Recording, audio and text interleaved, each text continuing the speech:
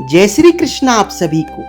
आज अधिक मास का पहला बृहस्पतिवार है। बृहस्पति देव की कथा सुनने से भक्तों को वैसे ही अनगिनत फायदे मिलते हैं और ऊपर से अधिक मास में किए गए पुण्य का फल कई गुना अधिक होकर मिलता है। तो इस अद्भुत संयोग का फायदा उठाते हुए आज हम बृहस्पति देव की कथा सुनेंगे।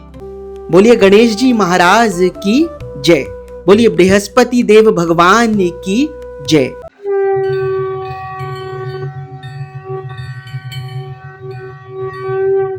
एक समय एक बहुत प्रतापी और दानी राजा था।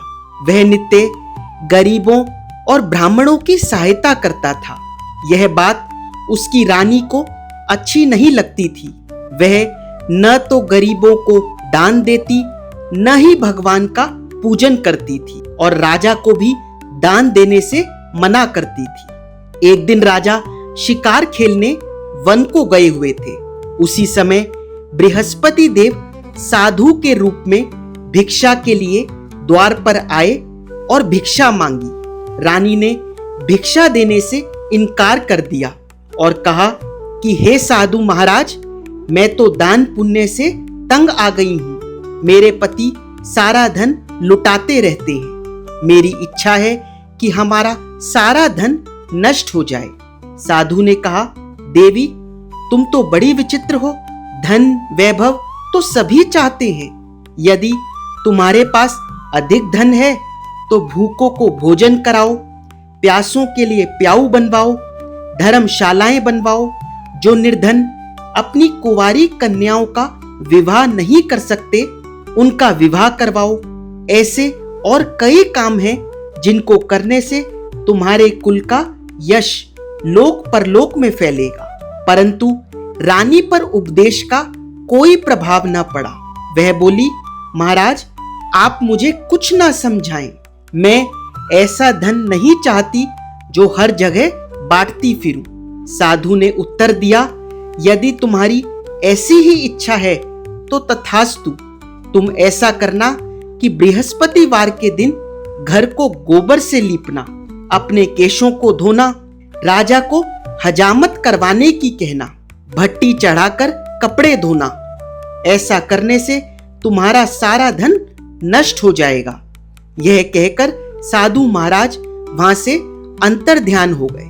साधु के अनुसार कही बातों को पूरा करते हुए केवल 3 बृहस्पतिवार ही बीते थे कि राजा रानी की समस्त धन संपत्ति नष्ट हो गई और वे भोजन के लिए भी दोनों समय तरसने लगे। एक दिन राजा ने रानी से कहा कि हे रानी, तुम यहीं रहो, मैं दूसरे देश को जाता हूं, क्योंकि यहाँ पर सभी लोग मुझे जानते हैं, इसलिए मैं यहाँ कोई छोटा कार्य नहीं कर सकता। ऐसा कहकर राजा परदेश चला गया। वहां जंगल से लकड़ी काटकर लाता और शहर में बेचता। इस तरह वह अपना जीवन व्यतीत करने लगा। एक बार जब रानी और दासी को 7 दिन तक बिना भोजन के रहना पड़ा तो रानी ने अपनी दासी से कहा, हे दासी, पास ही के नगर में मेरी बहन रहती है। वह बड़ी धनवान है। तू उसके पास जा और कुछ ले आ ताकि थोड़ी बहुत गुजर बसर हो जाए। दासी रानी की बहन के पास गई। उस दिन गुरुवार था और रानी की बहन उस समय बृहस्पतिवार व्रत की कथा सुन रही थी। दासी ने रानी की बहन को अपनी रानी का संदेश दिया, लेकिन रानी की बहन ने कोई उत्तर नहीं दिया। जब दासी को रानी की बहन से कोई उत्तर नहीं मिला तो वह बहुत दुखी हुई और उसे क्रोध भी आया। दासी ने वापस आकर रानी को सारी बात बता दी। सुनकर रानी ने अपने भाग्य को कोसा। उधर रानी की बहन ने सोचा कि मेरी बहन की दासी आई थी, परंतु मैं उससे कुछ नहीं बोली तो वह बहुत दुखी हो गई होगी। पूजन व कथा पूर्ण कर वह अपनी बहन के घर आई और कहने लगी, हे बहन, मैं बृहस्पतिवार का पूजन कर रही थी। तुम्हारी दासी मेरे घर आई थी, परंतु जब तक कथा होती है तब तक न तो उठते हैं और न ही बोलते हैं, इसलिए मैं नहीं बोली। कहो बहन, दासी क्यों आई थी? तब रानी बोली, बहन तुमसे क्या छिपाऊं, हमारे घर में खाने तक को अनाज नहीं है। ऐसा कहते कहते रानी की आंखें भर आई। उसने दासी समेत पिछले 7 दिनों से भूखे रहने की बात अपनी बहन को बताई।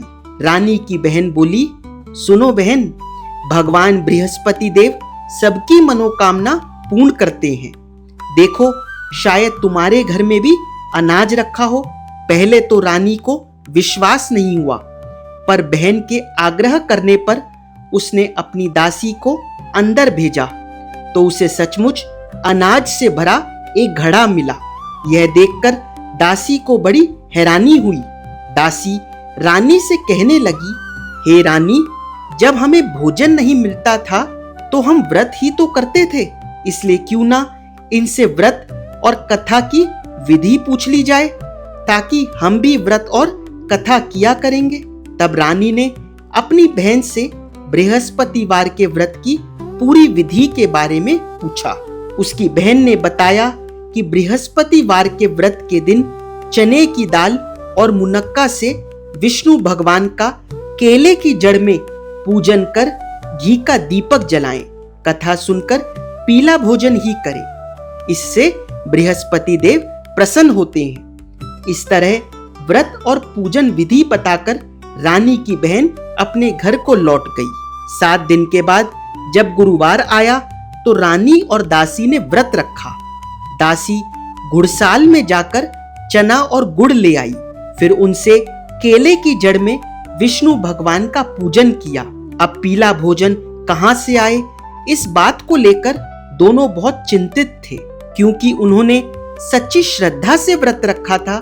इसलिए बृहस्पति देव प्रसन्न होकर एक साधारण व्यक्ति का रूप धारण कर 2 थालों में सुंदर पीला भोजन दासी को दे गए। भोजन पाकर दासी प्रसन्न हुई और फिर रानी के साथ मिलकर भोजन ग्रहण किया। उसके बाद वे हर गुरुवार को व्रत और पूजन करने लगी। बृहस्पति भगवान की कृपा से उनके पास फिर से बहुत धन संपदा हो गई, परंतु रानी फिर से पहले की तरह आलस्य करने लगी। तब दासी बोली, देखो रानी, तुम पहले भी इसी प्रकार आलस्य करती थी। तुम्हें धन रखने में कष्ट होता था, इसलिए तुम्हारा सभी धन नष्ट हो गया। बड़ी मुसीबतों के बाद हमने यह धन पाया है, इसलिए तुम्हें दान पुण्य करना चाहिए।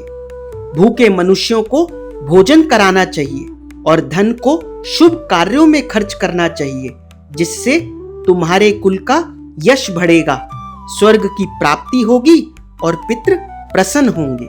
दासी की बात मानकर रानी अपना धन शुभ कार्यों में खर्च करने लगी, जिससे पूरे नगर में उसका यश फैलने लगा।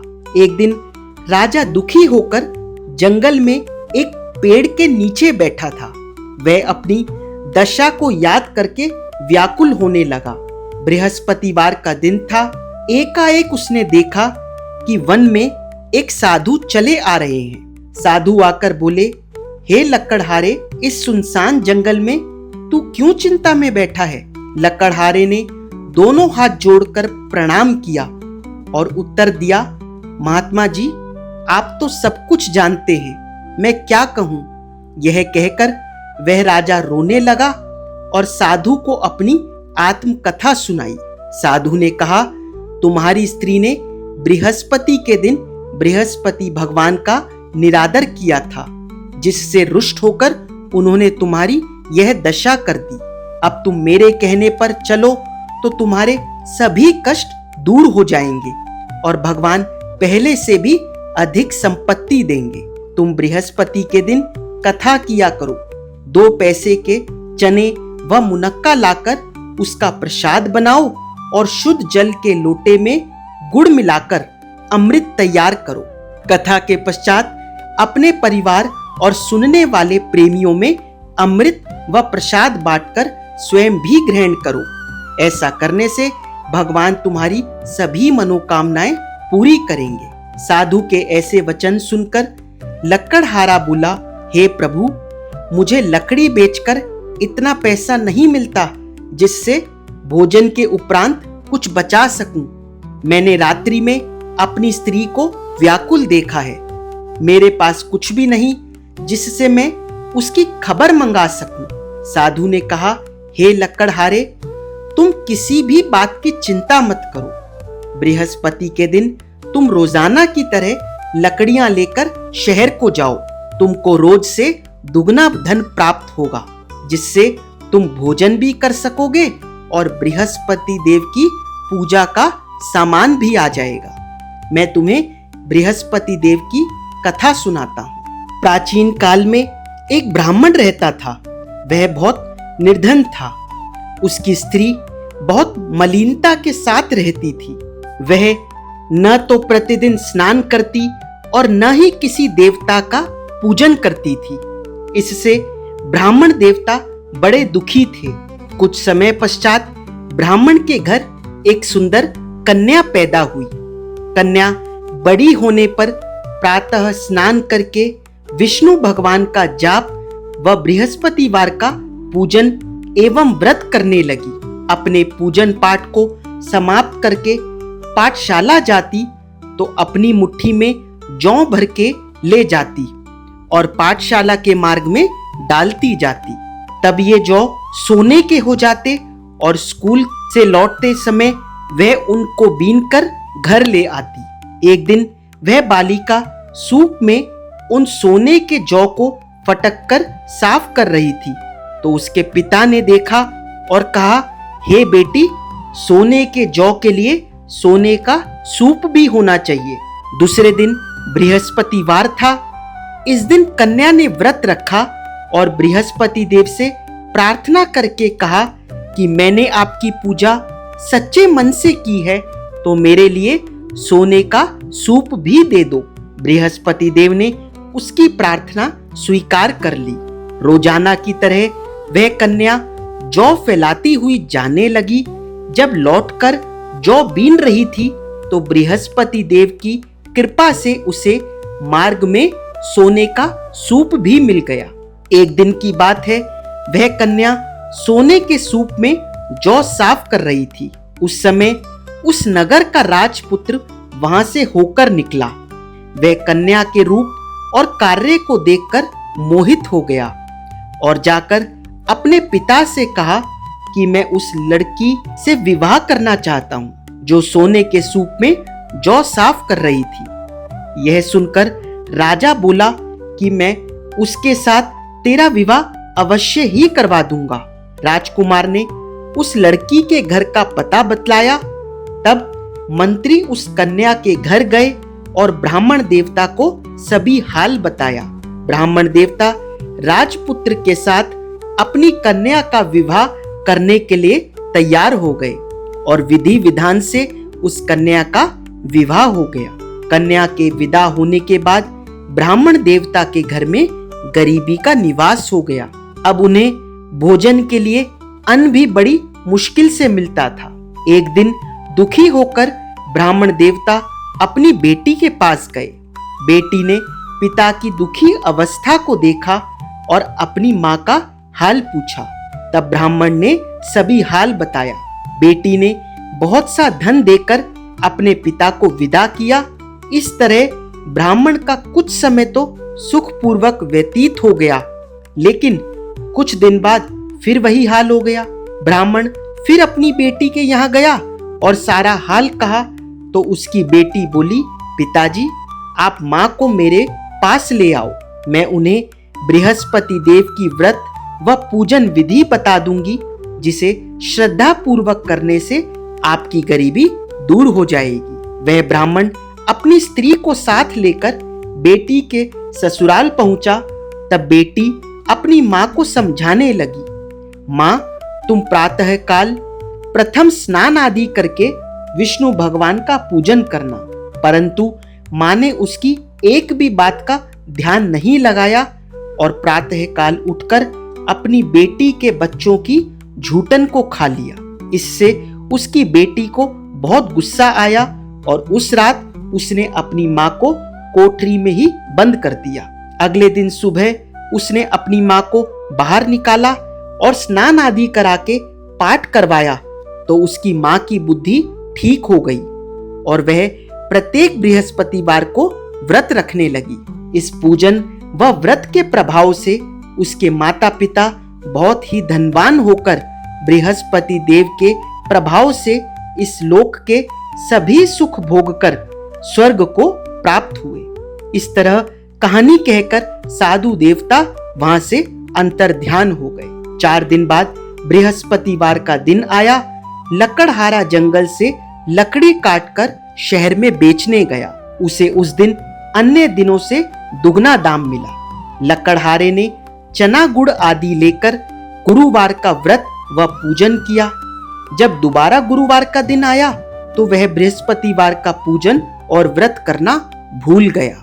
इस कारण बृहस्पति भगवान नाराज हो गए। उस दिन उस नगर के राजा ने विशाल यज्ञ का आयोजन किया था और नगर में यह घोषणा करवा दी कि कोई भी नगरवासी अपने घर में भोजन न बनावे, समस्त जन मेरे यहाँ ही भोजन करने आवे।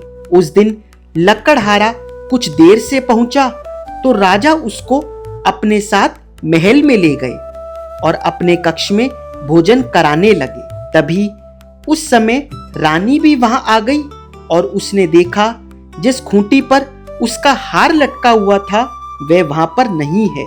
रानी ने निश्चय किया कि मेरा वह हार इसी लकड़हारे ने चुराया है। तब रानी के कहने पर राजा ने उसी समय सिपाहियों को बुलाकर उस लकड़हारे को कारागृह में डलवा दिया। अब लकड़हारा दुखी होकर विचार करने लगा कि न जाने कौन से जन्मों के कर्म से मुझे यह कष्ट प्राप्त हुआ है और उस साधु को याद करने लगा जो कि जंगल में मिला था। उसी समय बृहस्पति देव साधु के रूप में प्रकट हुए और उसकी दशा को देखकर कहने लगे, अरे मूर्ख, तूने बृहस्पति देव का पूजन नहीं किया था, इसी कारण तुझे दुख प्राप्त हुआ है। अब तू चिंता मत कर, आने वाले बृहस्पतिवार के दिन बृहस्पति देव का पूजन व व्रत रखना। साधु महात्मा के कहे अनुसार बृहस्पतिवार के दिन लकड़हारे ने कथा कही और व्रत रखा तो उसी रात्रि को बृहस्पति देव ने उस नगर के राजा को स्वप्न में आकर कहा, हे राजा, तुमने जिस लकड़हारे को कारागृह में बंद करके रखा है वह एक राजा है और वह निर्दोष है, उसे छोड़ देना। तुझे रानी का हार उसी खूंटी पर लटका हुआ मिलेगा। अगर तू ऐसा नहीं करेगा तो मैं तेरे सारे राज्य को नष्ट कर दूंगा। इस तरह रात्रि के स्वप्न को देखकर राजा प्रातः काल उठा तो उसे वह हार उसी खूंटी पर लटका हुआ मिला। तब राजा ने उस लकड़हारे को बुलाकर क्षमा मांगी और सुंदर वस्त्र आभूषण देकर विदा किया। अब लकड़हारा राजा अपने नगर को चल दिया। राजा जब अपने नगर के निकट पहुंचा तो उसे बड़ा आश्चर्य हुआ।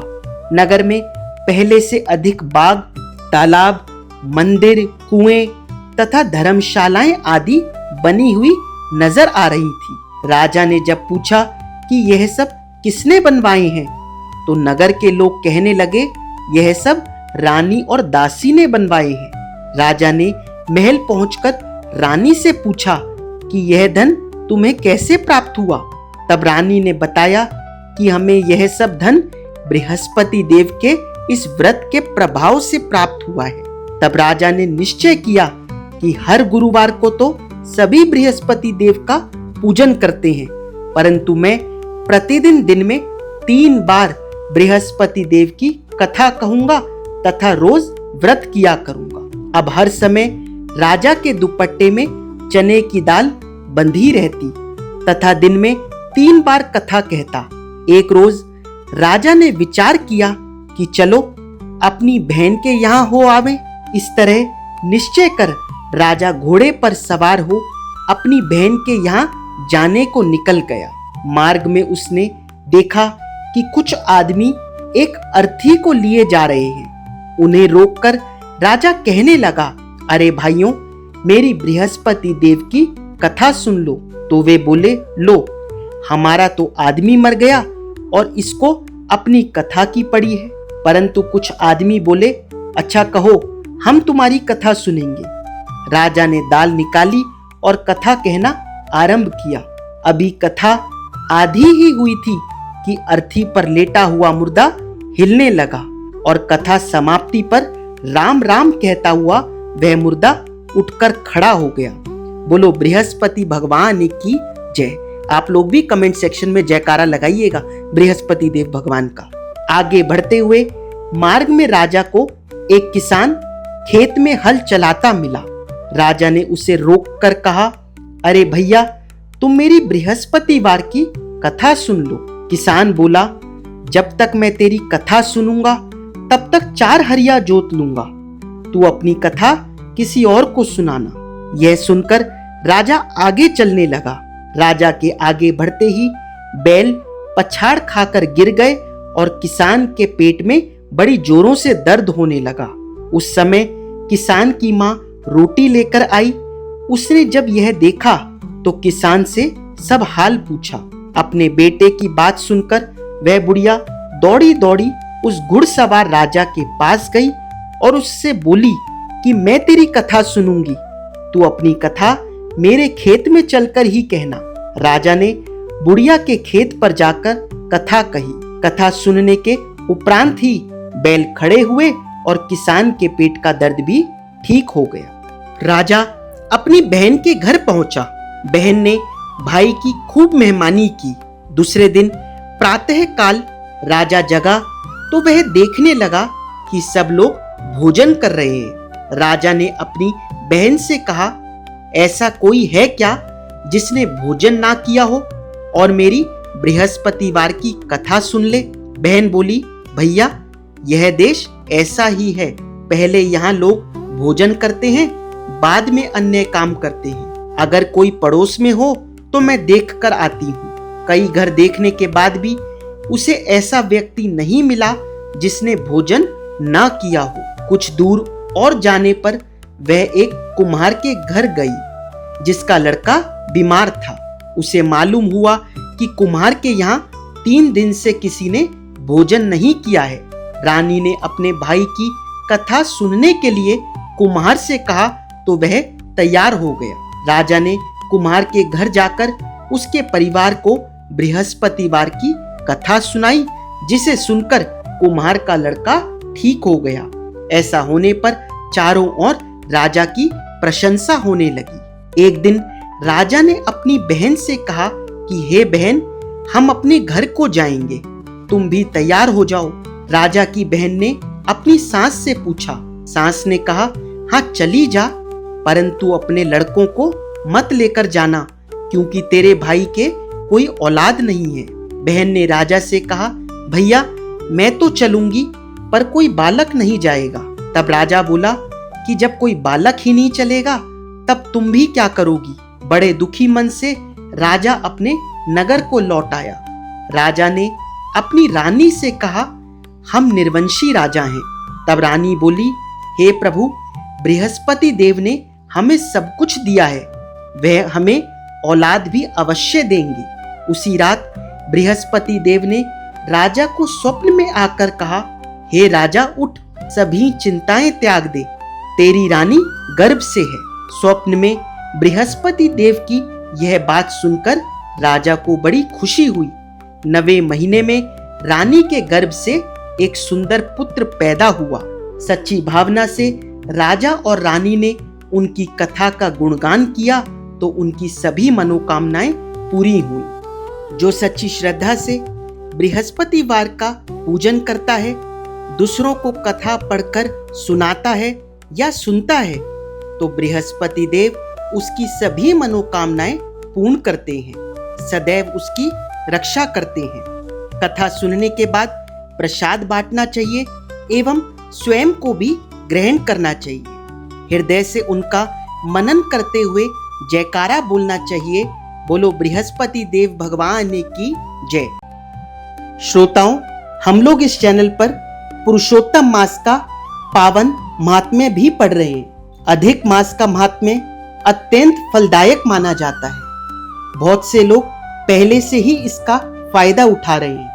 आप लोग भी चैनल पर जाकर उसकी वीडियोस जरूर देखिएगा, आपको बहुत आनंद आएगा। बोलिए विष्णु भगवान की जय। कमेंट सेक्शन में आप भी जयकारा लगाइएगा। चैनल को सब्सक्राइब कर जरूर जाइएगा, आपके केवल 5-10 सेकंड खर्च होंगे। आइए अब आरती करते हैं। ओम जय बृहस्पति देवा, ओ स्वामी जय बृहस्पति देवा। छिन छिन भोग लगाऊं, छिन छिन भोग लगाऊं, कदली फल मेवा। ओम जय बृहस्पति देवा। तुम पूर्ण परमात्मा, तुम अंतर्यामी, ओ स्वामी तुम अंतर्यामी। जगत पिता जगदीश्वर, जगत पिता जगदीश्वर, तुम सबके स्वामी। ओम जय बृहस्पति देवा। चरणामृत निज निर्मल, सब पातक हरता, ओ स्वामी सब पातक हरता। सकल मनोरथ दायक, सकल मनोरथ दायक, कृपा करो भरता। ओम जय बृहस्पति देवा। तन मन धन अर्पण कर, जो जन शरण पड़े, ओ स्वामी जो जन शरण पड़े। प्रभु प्रकट तब होकर, प्रभु प्रकट तब होकर, आकर द्वार खड़े। ओम जय बृहस्पति देवा। दीन दयाल दयानिधि, भक्तन हितकारी, ओ स्वामी भक्तन हितकारी। पाप दोष सब हरता, पाप दोष सब हरता, भव बंधन हारी। ओम जय बृहस्पति देवा। सकल मनोरथ दायक, सब संशय हारी, ओ स्वामी संशय हारी। विषय विकार मिटाओ, विषय विकार मिटाओ, संतन सुखकारी। ओम जय बृहस्पति देवा। जो कोई आरती तेरी प्रेम सहित गावे, ओ स्वामी प्रेम सहित गावे। जेठानंद आनंद 100-100, जेठानंद आनंद 100-100, निश्चय ही पावे। ओम जय बृहस्पति देवा। बोलिए बृहस्पति देव भगवान की जय। बोलिए विष्णु भगवान की जय। बोलिए आज के आनंद की जय। अगर आप लोगों को वीडियो अच्छी लगी हो तो वीडियो को लाइक और चैनल को सब्सक्राइब करके जाइएगा। कमेंट सेक्शन में विष्णु भगवान का जयकारा जरूर लगा कर जाइए।